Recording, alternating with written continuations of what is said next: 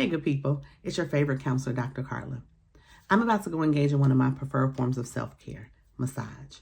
So before I go off the grid later on today, I want to take a moment to share a few nuggets with you. This one will be a little bit longer, so bear with me. Last week I came to you all after my panel discussion, It's Okay Not to Be Okay, and I've been reflecting on that ever since. Then last night I was back again with the parents of the Ladies of Virtue for a mental health check-in. We had a great time, such a good time. First of all, that's the first webinar I've ever had where nobody came off mute or on camera and they talked to me the whole time in the chat. And I had more content than I had time as usual. And the things we talked about were how our mental health has an impact on our families, especially our children. We assessed our stressors, our emotional well-being, and our coping mechanisms. And then we discussed our strategies for mental health management. So boom, I'm like, what did I miss? What was the final footnote that I wish I could have shared with them? That took me back to our thoughts after the webinar last week. In order to be able to recognize and acknowledge that you are not okay, you have to have a safe space to share it. Has anybody ever shared information with someone? Let down your guard, open yourself up vulnerably to someone, and immediately afterwards, you regretted it. I know it just couldn't be me. At that moment, I really don't know if it's so much that you're upset by their reaction or you're disappointed in yourself for not having discernment to know that that person you couldn't trust with your entire self. So what do we do then? Usually after that experience, there's an unspoken internal vow that is made. So we're never going to talk to anybody again about our stuff. We're going to pull way back, and then the guard goes up immediately, and it's almost impenetrable. So why is that? That's because in that moment, we feel like we've lost our sense of safety and security. We've given a part of ourselves to someone who may not have been equipped to handle it.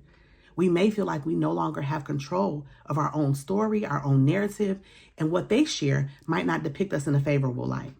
It may trigger in us a time or reminder of when our safety was at risk. So we all need a place of refuge and retreat. We need a community of people that love us, lift us up, and support us, but can also see beyond what we show to the world. So I'm grateful that I've encountered several of those individuals throughout my life because it's really rare. People who I don't have to even say a word to, pick me up in the spirit, or can look at me and tell that I'm not okay.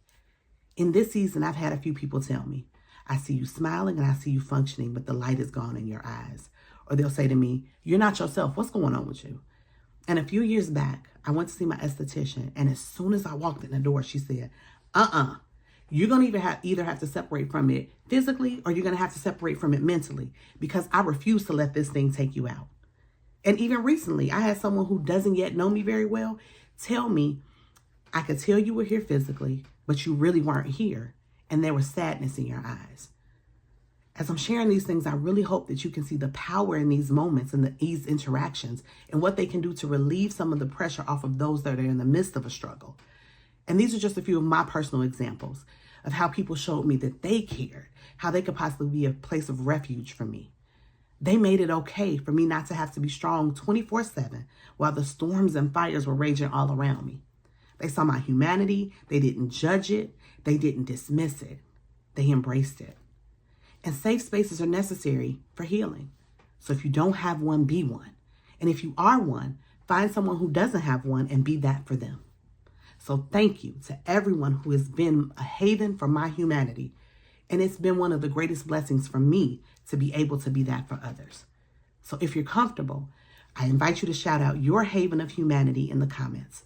Show them some love, make their day. And if you have capacity, be their place of refuge today. You never know. They just might need you to return the favor. Be well.